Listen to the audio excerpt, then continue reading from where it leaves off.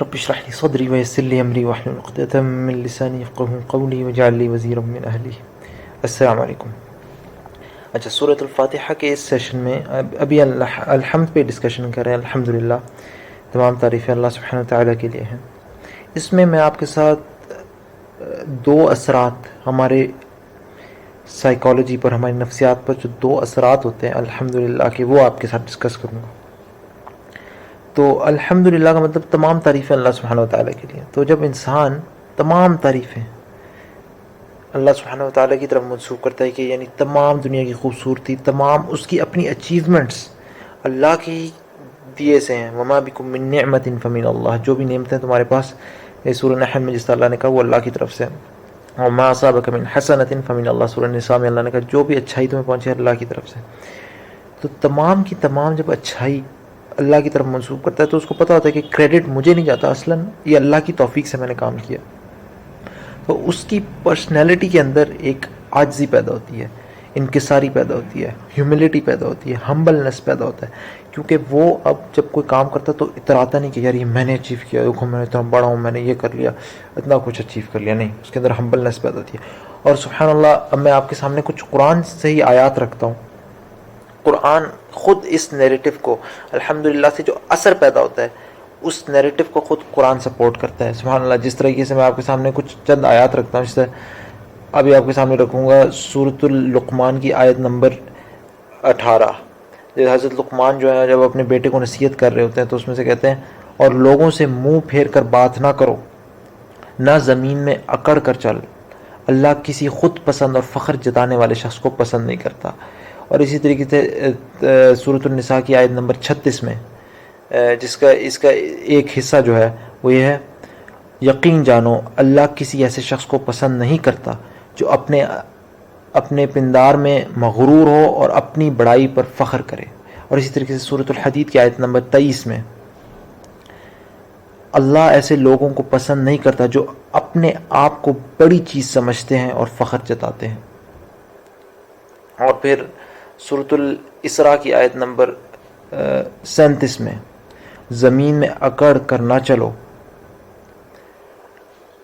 تم نہ زمین کو پھاڑ سکتے ہو نہ پہاڑوں کی بلندی کو پہنچ سکتے ہو. اور اسی طریقے سے یہ تمام آیتیں یہ سپورٹ کر رہی ہیں نیریٹو، اس سائیکولوجیکل ایفیکٹ کو جو الحمدللہ ہمارے اندر پیدا کرتا ہے کہ تمام تعریف اللہ کے لیے، انسان کے اندر عاجزی اور انکساری پیدا کرتی ہے. اور اسی نیریٹو کو پورے قرآن کی باقی آیات سپورٹ کرتی ہیں.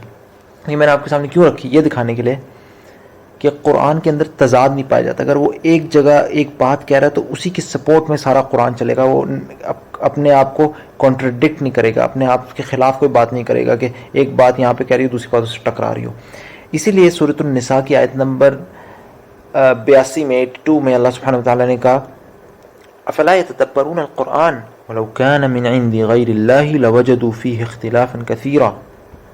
اور سبحان اللہ کہ کیا ان لوگوں نے قرآن پہ غور و فکر نہیں کیا، تدبر نہیں کیا کہ اگر یہ اللہ سبحانہ وتعالیٰ کے علاوہ کسی اور سے ہوتا ہے اس کے اندر وہ بڑا تضاد پاتے. تو سبحان اللہ، قرآن کے اپنی آیات جس طرح سٹارٹ ہو رہا ہے الفاتحہ، باقی تمام قرآن کے اندر اس کے خلاف بات نہیں کی گئی. ایون جو وہ اثر پیدا کرا ہے اسی اثر کے مطابق، جو ہمارے اندر نفسیاتی اثر پیدا کرا عاجزی کا، اسی کے مطابق بات کی گئی. تو یہ تو تھا ایک نفسیاتی اثر جو پیدا کرتا ہے. دوسرا جو پیدا کرتا ہے الحمدللہ رب العالمین، تمام کی تمام تعریفیں اللہ کے لیے.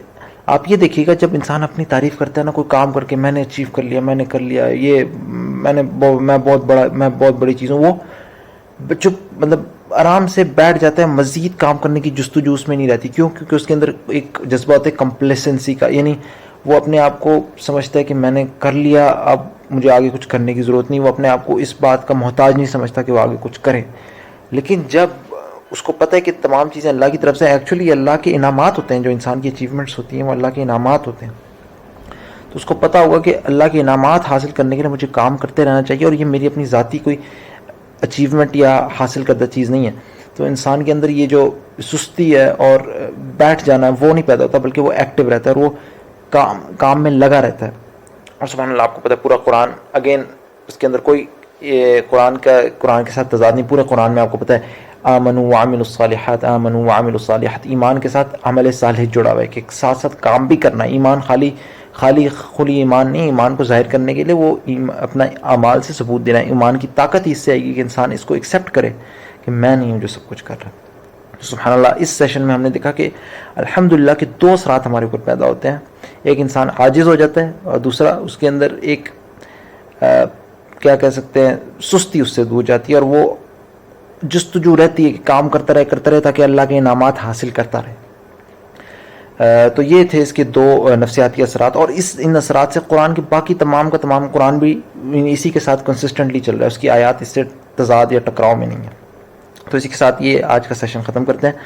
سبحانک اللہم و بحمدک اشہد ان لا الہ الا انت استغفرک و اتوب الیک.